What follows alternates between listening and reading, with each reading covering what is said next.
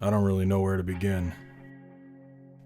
I've probably retraced my steps about 1,000 times, recounted every decision I ever made that led me to this point, every alternative path I could have taken, every temptation I could have denied. But I guess it makes the most sense to start at Hercules Mulligan, a rowdy Irish bar in an otherwise quiet New England town. Hercules Mulligan is the fruit of my father's lofty aspirations. Before, it was a bowling alley that my dad had worked at for the better part of 2 decades, before finally buying the plot it sat on, tearing it down and building up the rustic dive we MacNamaras have called home, since before I was a twinkle in my mother's eye in its place. Sure, I went to school for a bit, although none can claim that I really excelled. Not that it matters, everything I'd ever need to know, I learned at Hercules Mulligan, which is why I dropped out, started tending bar at around 16 or so. Sure, wasn't quite what some might call legal, but lines like that tend to blur a bit when your dad's a regular donor to the local police department, and so, that's where I've been ever since, for about 7 some odd years now. My kingdom. It's not much, I know, just my parents, myself, and a few fellow burnouts from grade school whose collective company I've found tolerable over the years. But it was mine, and the life it afforded me suited me well enough. At least, until she came along. I was tending bar the night she came in. It was late on a weeknight, so my mother and father had long since turned in. See, they were getting older, and I was by then adept enough to run the place well enough on my own. You know how it goes. I nearly dropped the glass I was holding when I saw her sauntering in my direction, staring intently at me. It wasn't her beauty that caught my eye initially. We're on the border of a college town, so hot chicks oozing confidence as if they're God's gift to the rest of us were a dime a dozen, no. It was her sheer uniqueness that froze me to the spot. She had a nice figure, a bit thin for my taste, though had decent enough curves in the places that mattered. And brunette hair with those those long side-swept bangs that I remember being kind of popular when I was in middle school. But her face, well, actually her face wasn't that bad either. Not on a fundamental level anyhow, it's just, it was covered in stitches. Not to mention the eye patch that her bangs hardly concealed. No, I'm not kidding, she wore a fucking eye patch. I already knew what I was gonna say by the time she finally took her place at the bar. It could only be one of 2 things, I began, with a shit-eating grin as she looked back up at me. Either a snakebite in black, or a tankard of Dominican rum, right? Nice, she said with a brief smile, having passed my litmus test. But no, I'll just have whatever your specialty is around here. Make it a double. You sure about that? I asked. I wouldn't recommend it if you're planning on being able to walk out of here this evening. What if I'm not? She retorted, with a grin that seemed to match mine. I'm Natalie, by the way. Cullen, I replied. To make a short story considerably shorter by unburdening whoever it is that might read this with the unnecessary details, what began as a 2-week string of one-night stands eventually blossomed into the best relationship I'd had since early high school. Seriously, Natalie was damn near perfect. She got along really well with all my friends, even better with my parents, and even became something of a regular staple of Hercules Mulligan's internal culture, with her attitude as our newest hostess. Not to mention the beautiful artwork she'd hang up on the walls. I mean, it's not like we never fought or had the occasional disagreement, but she just fit so well into my life that a lot of other issues didn't matter. Not even the one that bothered me the most. That being that despite the ease with which she became integrated into my life, I didn't really have anything that even remotely resembled a clear picture of hers, until she decided to give me the quickest, most matter-of-fact rundown of a life story I've ever heard. From what she told me, I could gather that she came from a broken home, having suffered physical violence from her father, neglect from her mother, and much worse from her older brother. Apparently, she also struggled a lot with bullying in school, and even spent some time in a psych ward on top of it all. After hearing those sparse details from her, I decided not to press the issue further, despite my lingering worries that she just didn't trust me enough. That was alright though. I mean, if all went well, maybe she'd open up to me in her own time. Like I said before, she was extremely well-adjusted and kind-natured, considering the circumstances. It seemed like the only issue that carried over from all of that was the thing with the eye patch. It wasn't that she was entirely touchy about the subject. Hell, my joke about it when we first met was partially what endeared me to her. It's just that she'd absolutely stonewall me whenever I'd ask her about the story behind it. In retrospect, I think she only really told me all that other stuff about her past so that I'd stop asking. Which I did, from that point on. What's even more peculiar, however, was her utter refusal to remove it under any circumstances. I assumed she'd remove it when she was in the bathroom to clean it or whatever, since it never smelled, but I don't really know that for certain either. Even when we were, being intimate, she always insisted that the patch stay on. Again, it was far from a deal breaker, so I just kind of let it go. It's funny, really. The beguiling focal points of our greatest curiosities, containing answers so ruinously damning. The night on which I finally discovered Natalie's secret wasn't much different from many others. It was a Friday night at Hercules Mulligan, so neither of us really had much left in the tank come last call to engage in any extracurriculars outside of the narrow realm of slumber.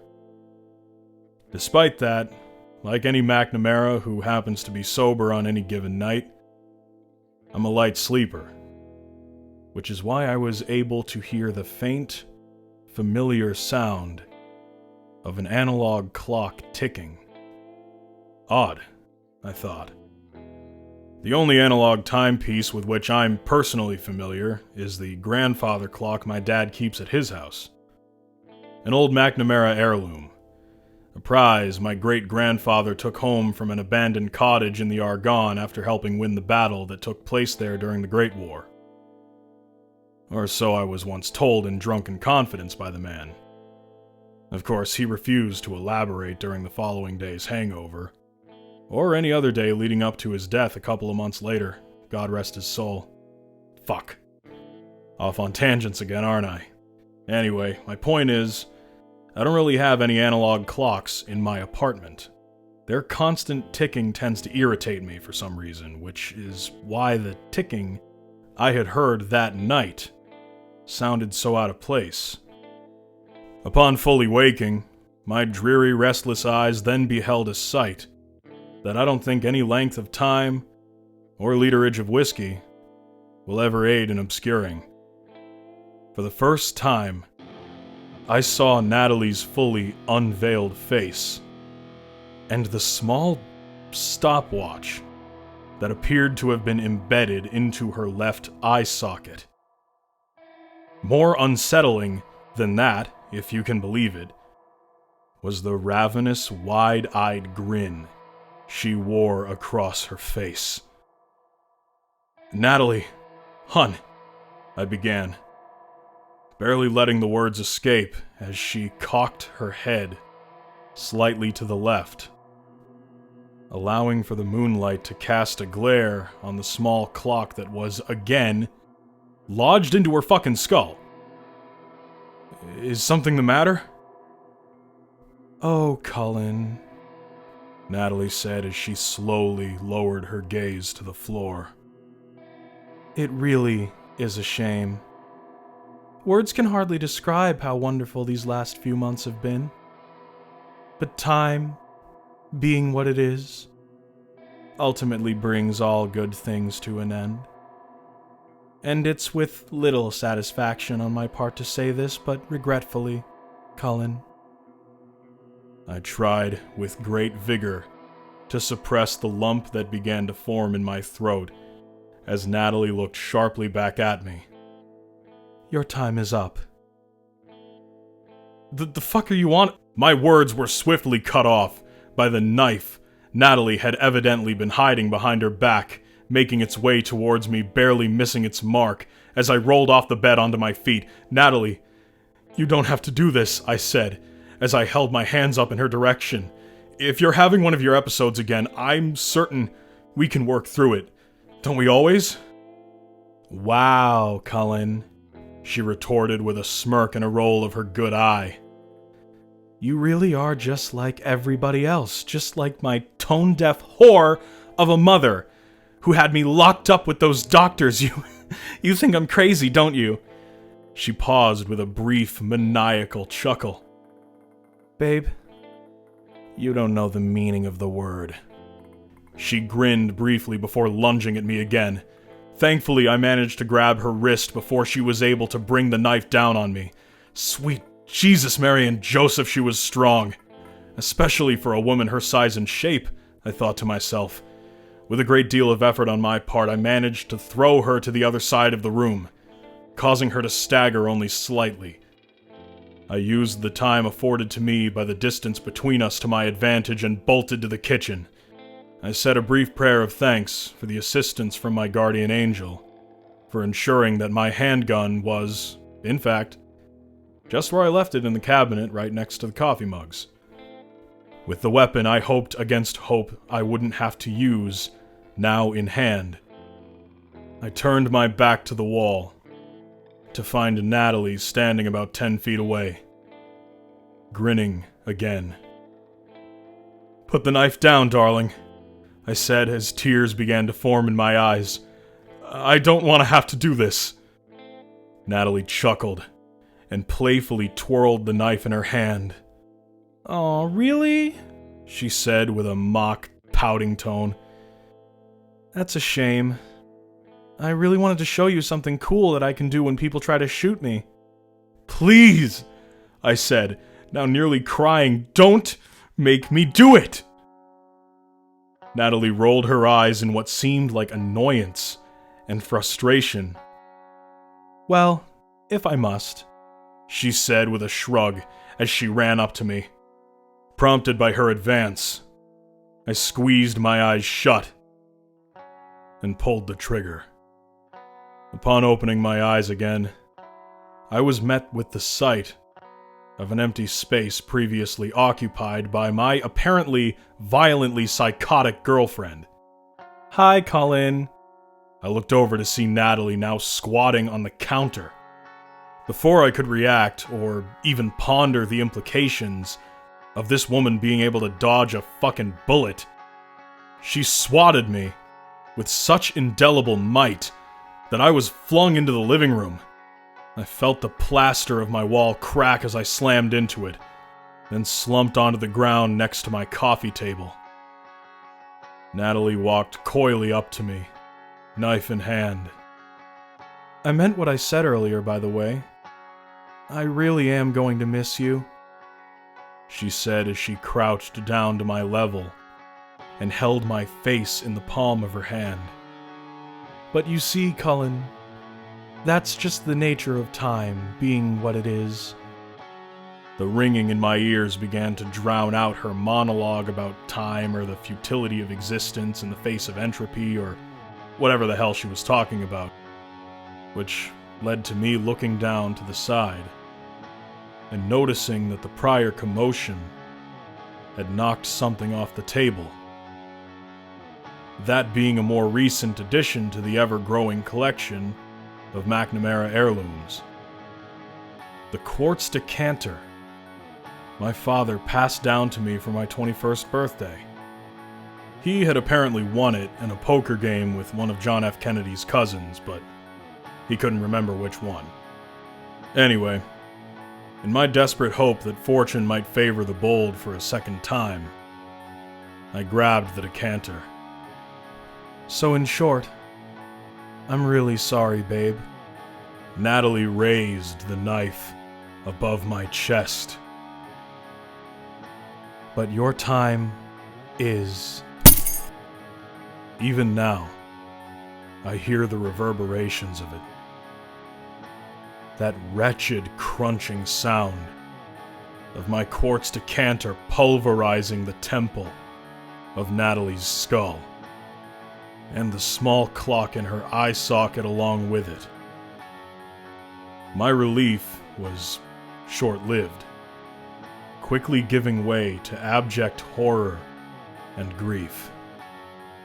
Minutes beforehand, Natalie was the love of my life, a woman I hoped to one day sire children with.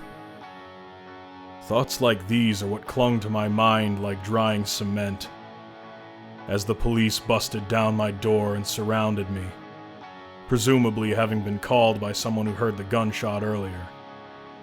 Half-dressed neighbors looked on from porches and balconies as I was frog-marched into a paddy wagon. I don't recall speaking a single word on the short drive to the station, or throughout the booking process. The only reaction I could muster through it all was a quick shake of my head when I was offered my one phone call. Not because I didn't know who to call, no, obviously. I would have called my dad. I just didn't know what the hell I would say. I wasn't really ready to face anyone. Not after what happened. Not after what I was made to do. When you were a kid, did you ever play that word game, fortunately, unfortunately? Well, here's one for you. Fortunately, during my interrogation, I wasn't made to face any of the people in my life that I care most about. Unfortunately, I was made to face the man for whom I probably cared the least. Officer Kenneth Brooks, the sheriff's deputy. He went to school with my dad and apparently had it out for our family ever since before I was born. The story goes that my mom dumped him on prom night in favor of my father, but my guess is that it probably goes a little deeper than that given the relentlessness with which this man has plagued our bar, with random code and conduct inspections, false noise complaints, things of that nature. If I were to describe him physically, I'd encourage you to imagine someone that's part walrus, part sentient bathtub full of shit. Sorry that Father Sullivan couldn't be here today, he said as he sat in a chair opposite to mine with a self-satisfied, very punchable grin on his face. Guess you'll just have to settle for me instead. He was the first to break eye contact after a few brief moments of silence. So, he trailed off with an open-palmed gesture. Confess, Cullen. Look, I'm gonna try to make this easy for the two of us by painting a picture. Sound good? I cleared my throat and continued mad-dogging him. So, you, Cullen MacNamara, and Miss Natalie Olette, the victim, came home from a long day of work at your shitty eyesore of a bar downtown. Then, out of the blue, there's a little trouble in paradise. A domestic squabble, maybe. That's fine. That sort of thing happens between all kinds of lovers, young and old. Believe me, my old lady and I have been around that block more times than you and your dad put together can count. Which one is that, by the way? I asked, stopping Kenneth in his tracks. Oh, He speaks!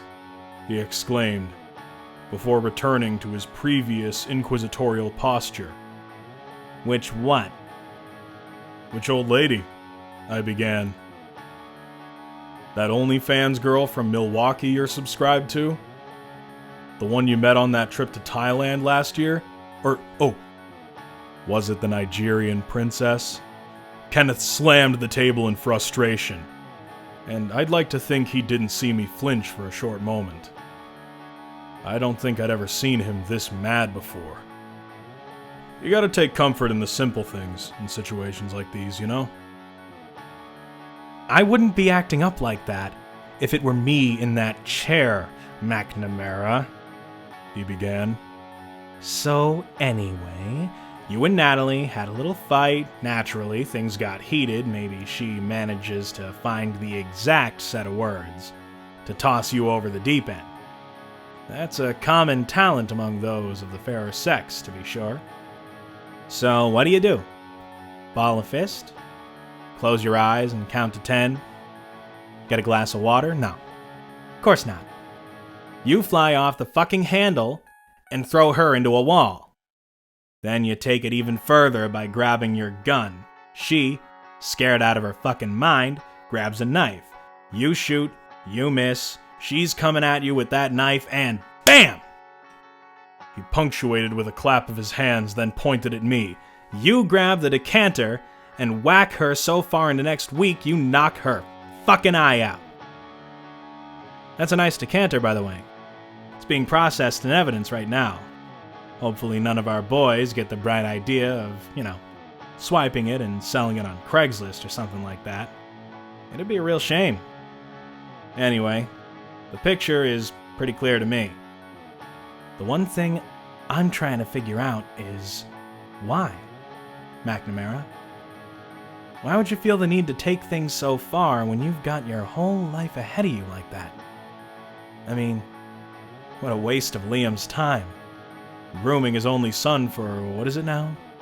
23 years? To take over Hercules fucking Mulligan. A great family legacy. And for it all to come to this, thankfully the door swung open before I started seeing, too much red. Then in walked one of the most imposing men I've ever seen in my life. He was tall and muscular with a stubbled, though stern rectangular face, and a matching auburn uppercut. The man was decked out in combat boots, fleck-tarn pants, and a black leather jacket.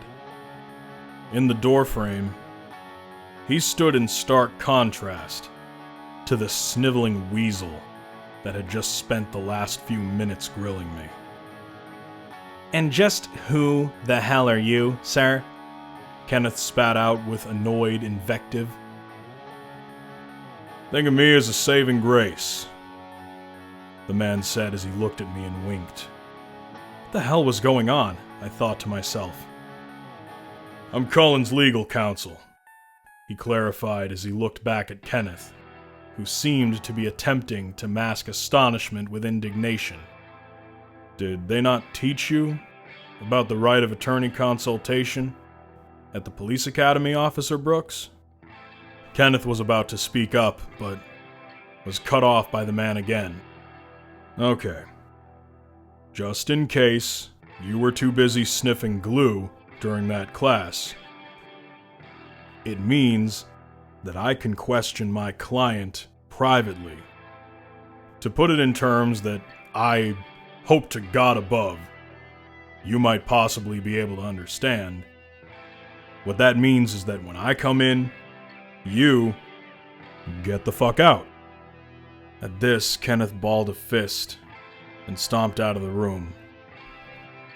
Some fucking people, man, I tell you, the man said with a bit of a chuckle as he took the seat opposite to mine. I hope you don't take this the wrong way, I said, still baffled about what had just happened. But you don't really look like any lawyer I've ever seen. The man shrugged. Well, That's most likely because I'm not. Then why are you here, Mr. Duncan Rockwell? At your service, he began, with a self-assured smirk. We'll get to the matter of why I'm here in a second. First, I think you and I ought to talk about clockwork. Clockwork? That hot little number that tried to kill you a short while ago? Ring a bell? Natalie? That's strange. She doesn't usually go by her real name. Well, didn't, anyway. The fuck are you talking about? Duncan looked down pensively for a moment, then back up at me. Fuck, kid. You really don't know, do you? I sat in stunned silence, awaiting his elaboration. Natalie Olette is not the woman you thought she was, old son. Though I have the aching suspicion you've come to know that over the last few hours. No.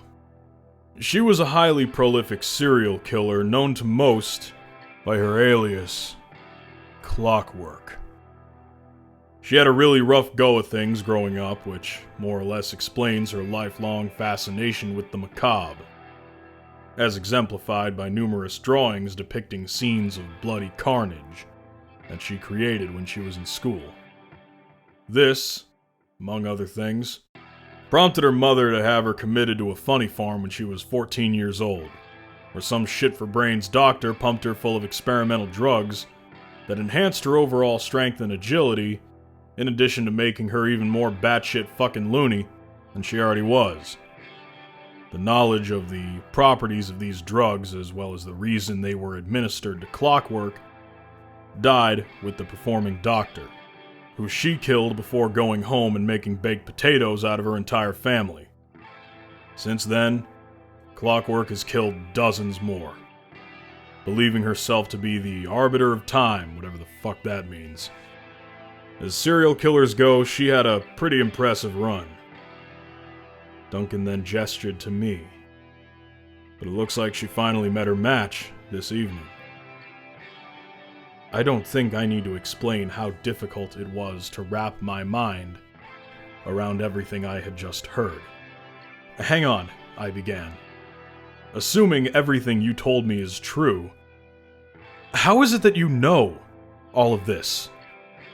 Well, I happen to be in command of a fledgling, though dedicated group of individuals who have made it our business to protect the decent, unassuming people of our fine nation from threats of a more elusive, unusual nature. Threats that police, military, or even various intelligence agencies are too ill-equipped, or more often too afraid, to handle. Old son, when things go bump in the night, me and my boys take it upon ourselves to find the source of the sound and kill it.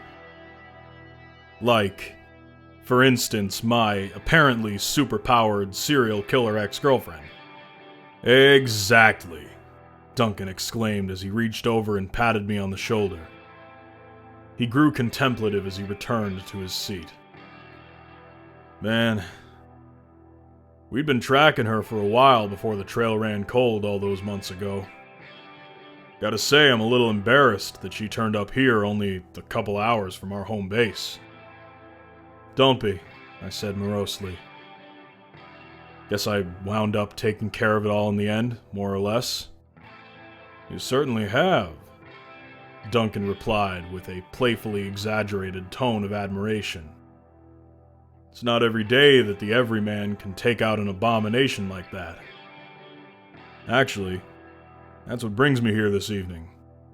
Thing is, we've lost a number of good people over the last few years, so we could use an extra pair of hands right about now. Duncan leaned forward a bit. You think hunting monsters is something that might interest you, old son? Look, I began. I'm oddly flattered that you seem to think I'm up for something like that, but even if I weren't a murder suspect, I still have a bar to run. Duncan nodded in brief understanding before clearing his throat. Well, that's the beauty of my proposition.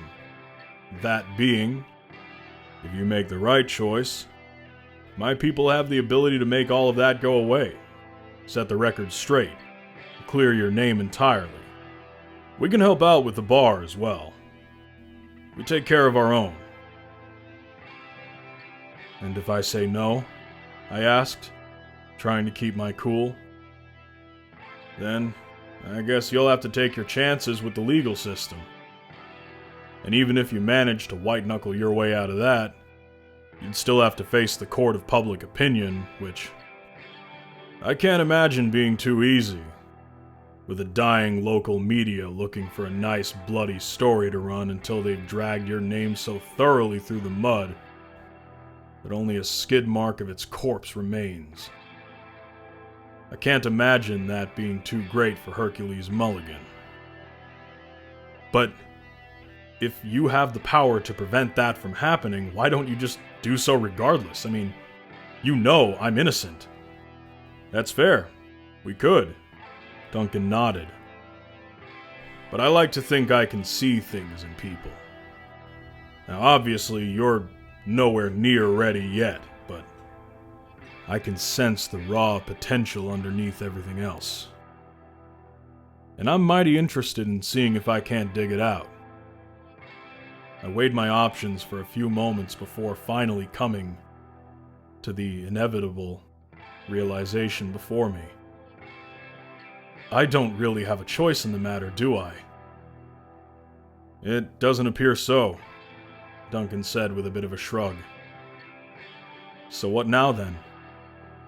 Now, you and I walk out of here.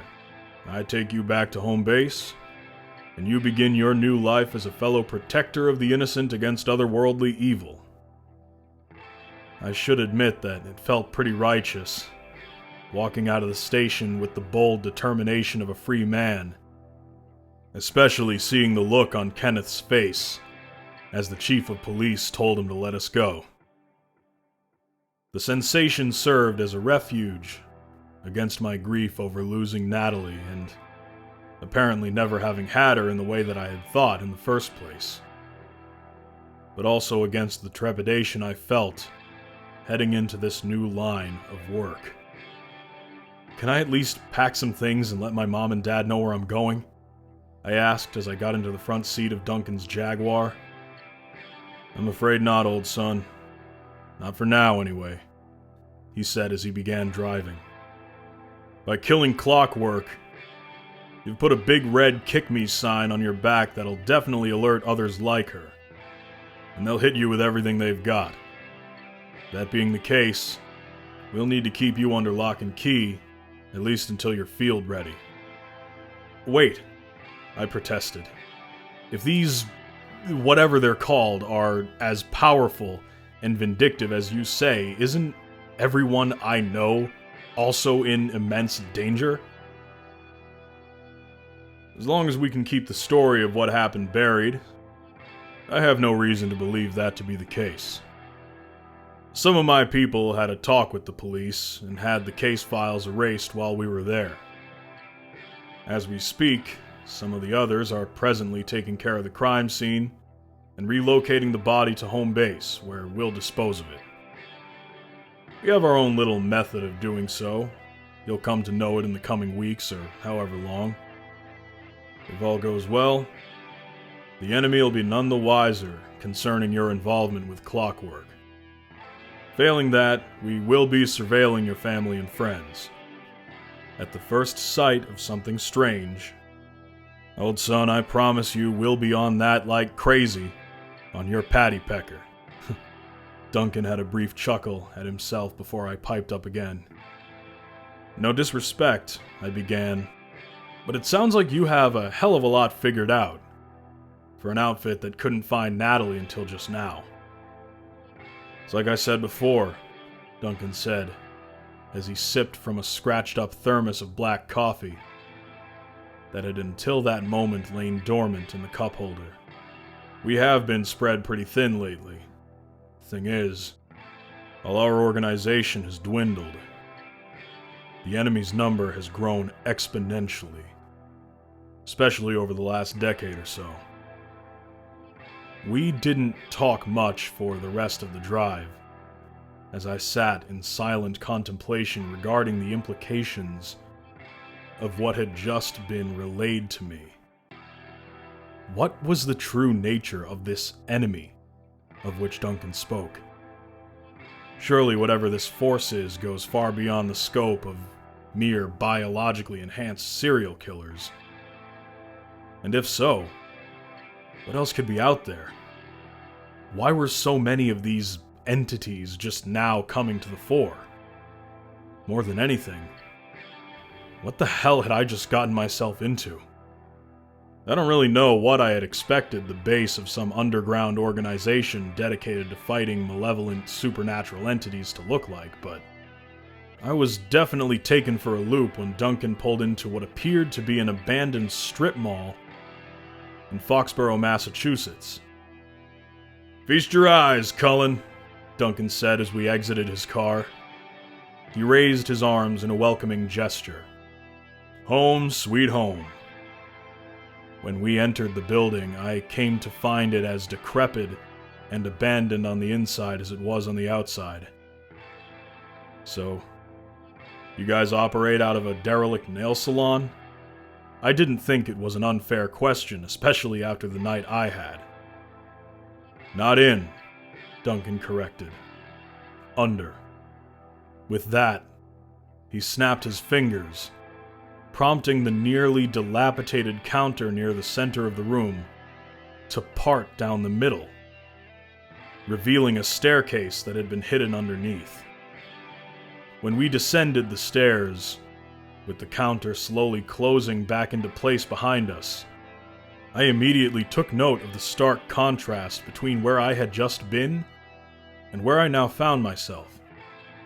To state the obvious, it was far more impressive, in that it actually looked like people had lived and worked here. Looking back on it now, I find it odd that I had first expected the main entrance to be a lobby of some sort. I mean, why would it? This isn't really a customer interfacing business, no.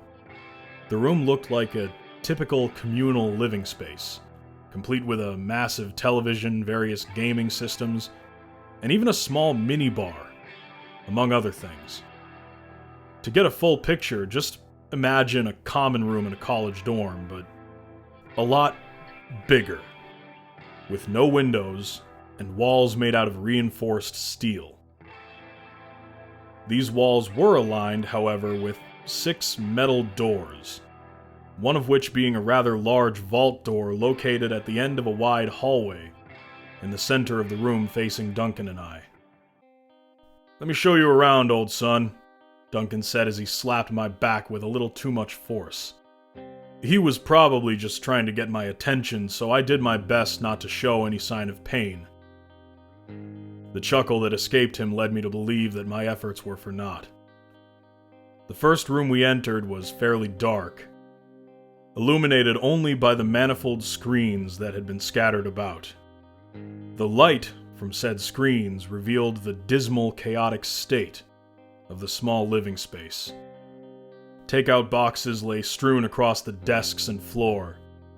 Articles of mostly black clothing lay in heaps that varied in size, the largest among them being located on the side of a queen-sized bed that took up about a quarter of the room.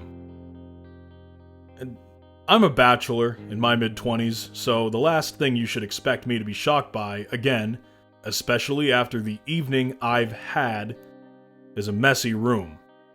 The only thing that stood out as a bit unusual was the room's comparatively presentable occupant.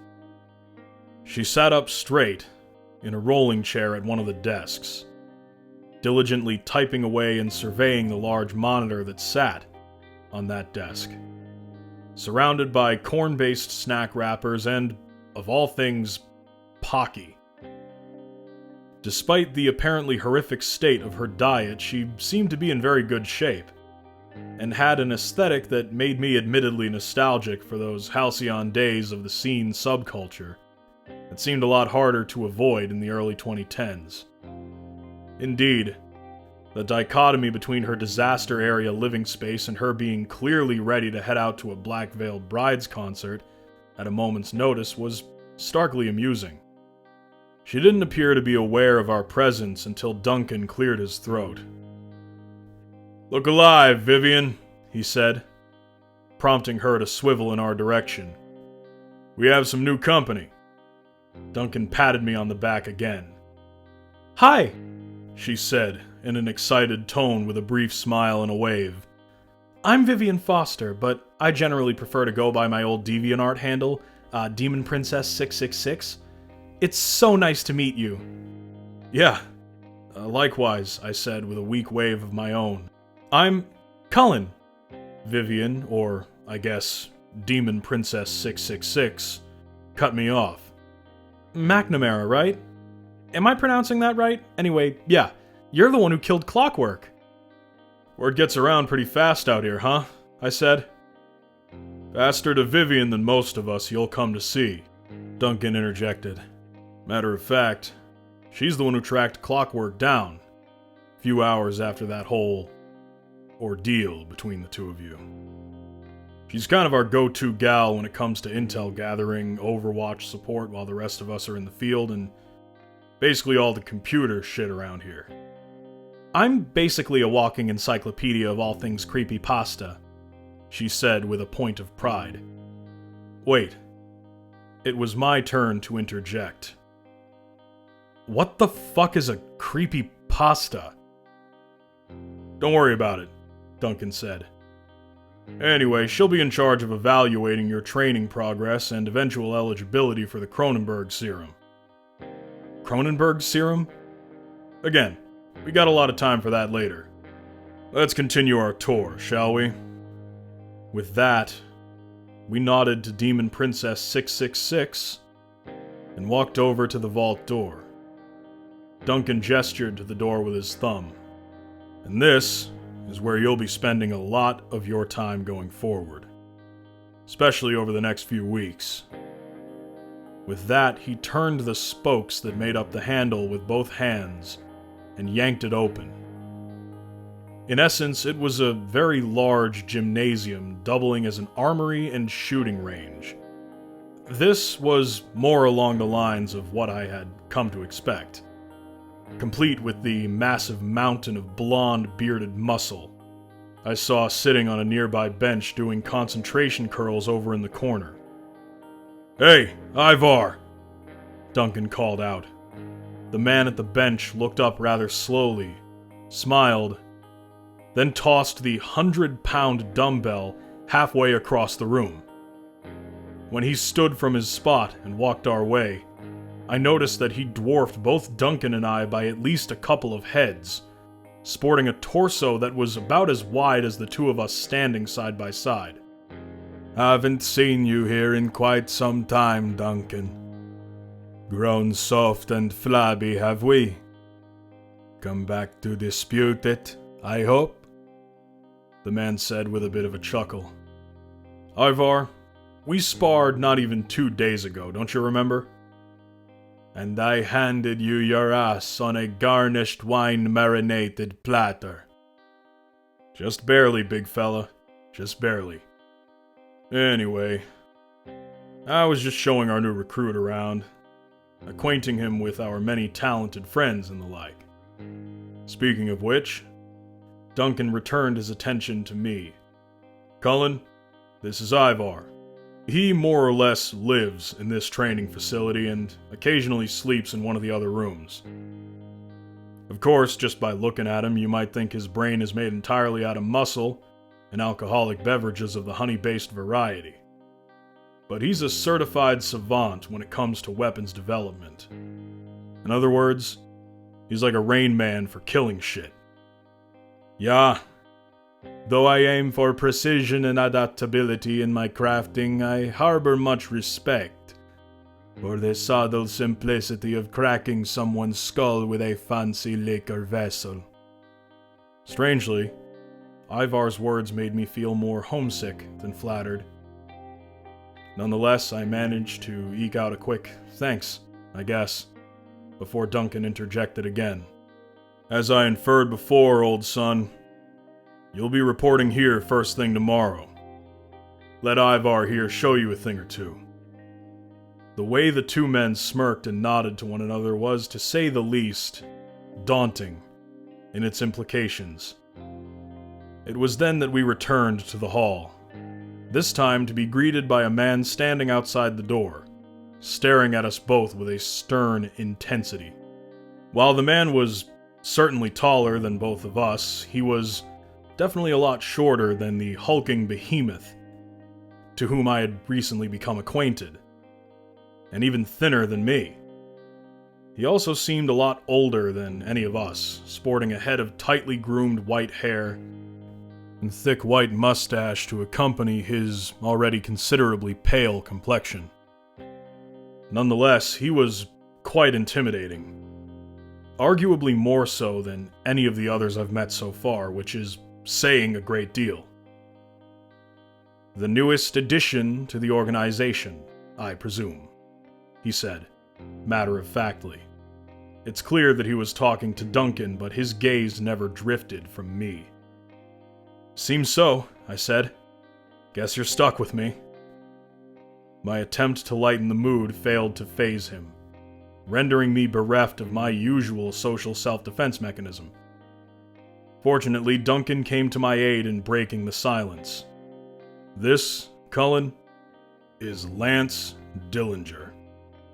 He's more or less in charge of running the day-to-day around here, logistics and all that. My compliments to your concision, Mr. Rockwell." Lance began with a quick nod to Duncan before turning his focus back to me. "If nothing else, Mr. Rockwell is quite the visionary. Eyes always on the horizon, the big picture. I pride myself on keeping track of the little things.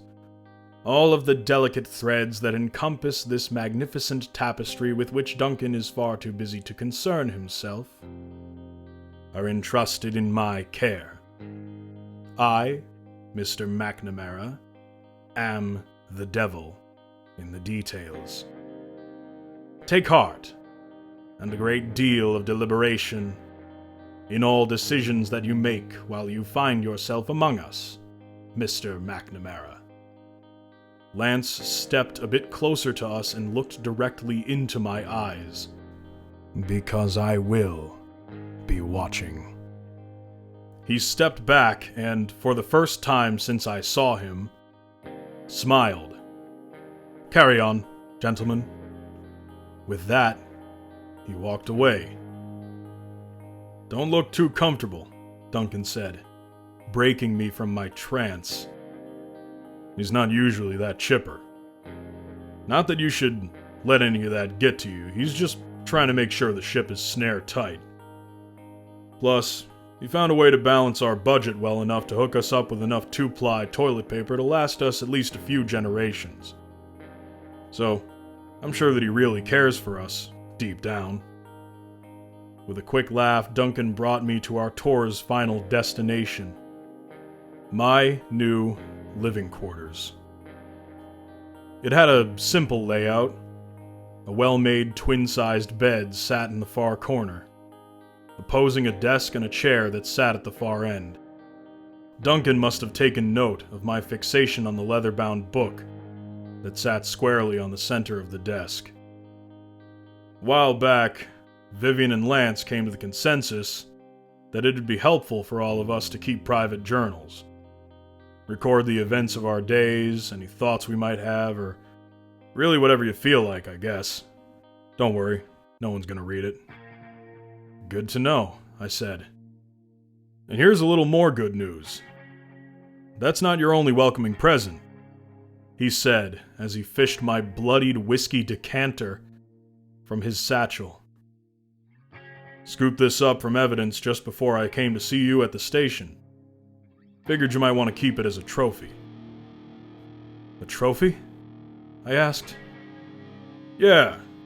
Keeping trophies is one of our organization's long-standing traditions. Everybody does it a little differently. You know, when it comes to the things we take, anyway. Personally, I like to take the weapons of my slain enemies, hang them up on the wall. Ivar, on the other hand, thinks it to be a little distasteful.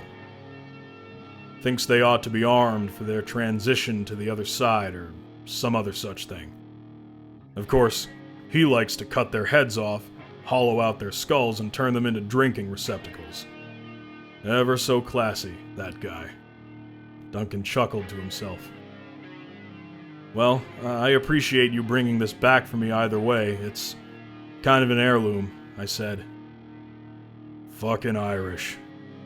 At this, I arched an amused eyebrow. Irish American, to boot. The only ones somehow even more sentimental than your island cousins. Anyway, have a good night, Cullen. I'm looking forward to the days ahead. I nodded along, not fully able to echo that sentiment. Before Duncan could exit my room, I called out to him. So, what is our organization called? He paused to look back at me. Does it have a name? Without skipping a beat, Duncan smirked. Well, when you're dealing with something like a band of ruthless mercenaries or a terrorist organization of some kind, you'd call the A-Team. When the threat goes beyond that sort of scope, or even beyond the pale of anything that can be rationally explained, you call the X-Team. With that, Duncan finally stepped out and closed the door behind him. Now I find myself seated at this desk, writing this to whomever it may concern. Like I said before, I've spent the day thinking about how I could have avoided all of this, but it occurs to me now that doing so isn't really a proactive use of my mental energy. At the end of the day, that shit hardly matters. Like it or not, this is my life now. My father always told me that no matter what I'm doing, I should always do my best at it. Be that running a bar, sweeping a floor, or fighting horrific freaks of nature beyond mankind's meager understanding of reality itself. I can't say I ever really took that to heart. I blew off my education entirely, and running Hercules Mulligan never really felt much like work in the first place. I've been coasting through life, and for better or for worse, maybe this literal call to adventure was the wake-up call I needed. Anyway, I'll be signing off for now.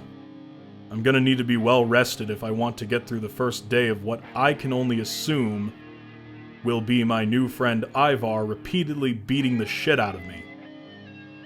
I'll check back in sometime later if I survive. I've never been all that great with parting words, so I hope the following might suffice. May the road rise up to meet you. May the wind always be at your back. May the sun shine warm upon your face. The rains fall soft upon your fields, and until we meet again, may God hold you in the palm of his hand.